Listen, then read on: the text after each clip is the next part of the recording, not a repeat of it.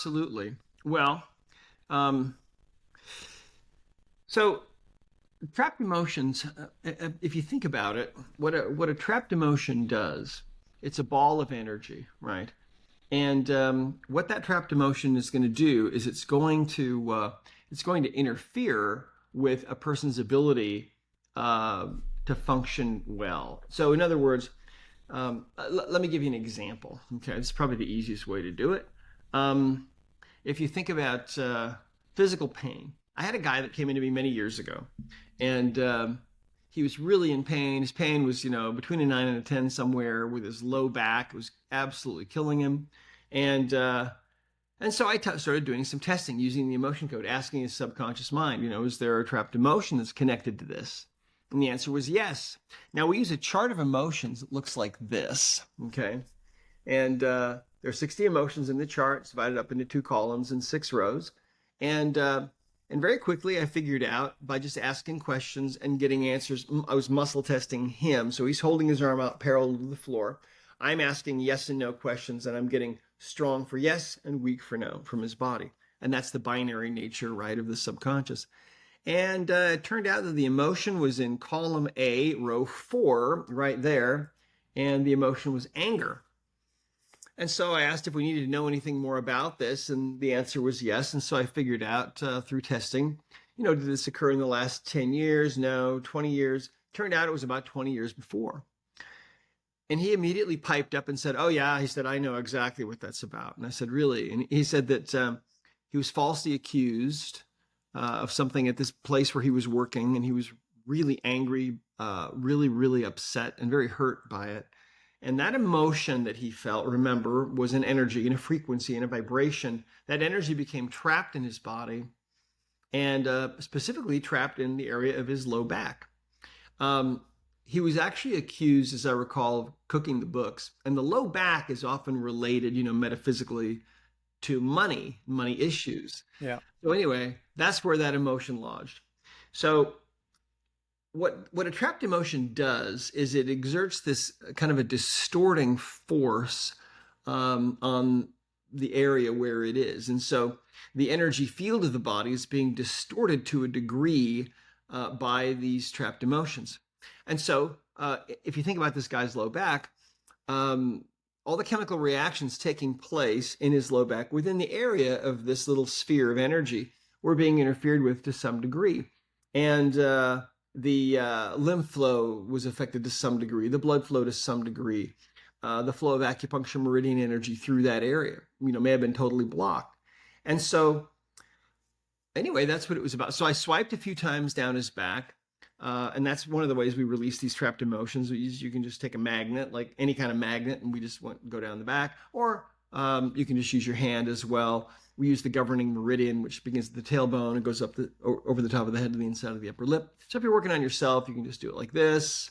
If you're working on somebody else, you can do it that way, or down the back, or whatever. Any length of the governing meridian we find will do. Anyway, so I swiped a few times to release the energy of that emotion, and then I said, "Okay, how is it?"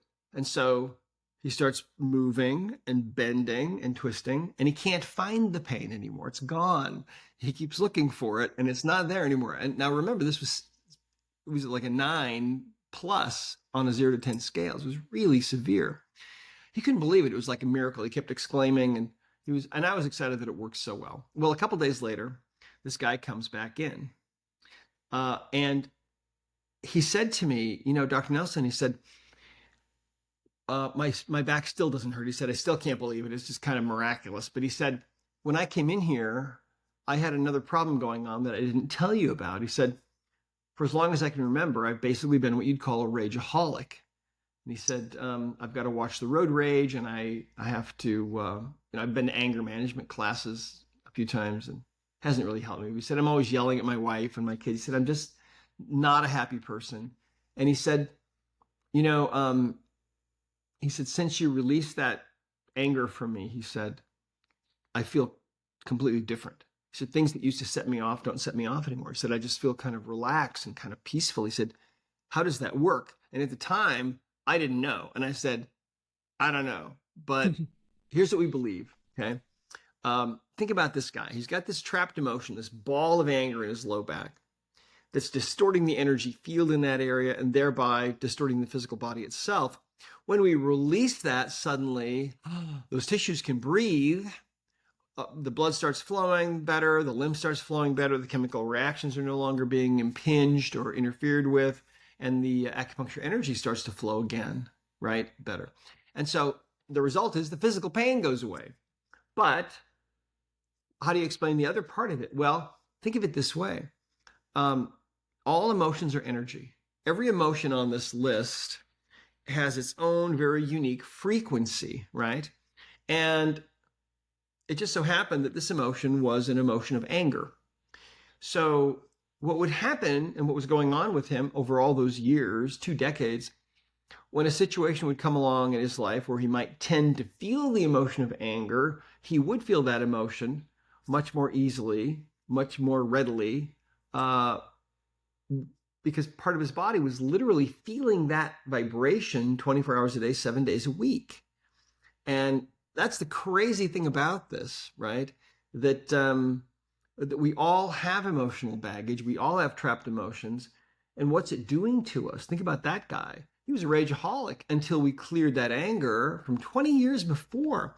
What's going on? What's going on in your own life? I mean, did you used to cry yourself to sleep at night? Have you been through a divorce? Have you, were you bullied as a child? I mean, have you lost a loved one? I mean, we all go through emotional lows.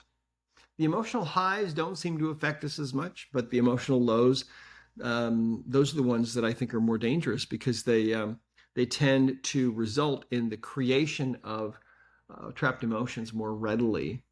And so that's what the emotion code really is all about.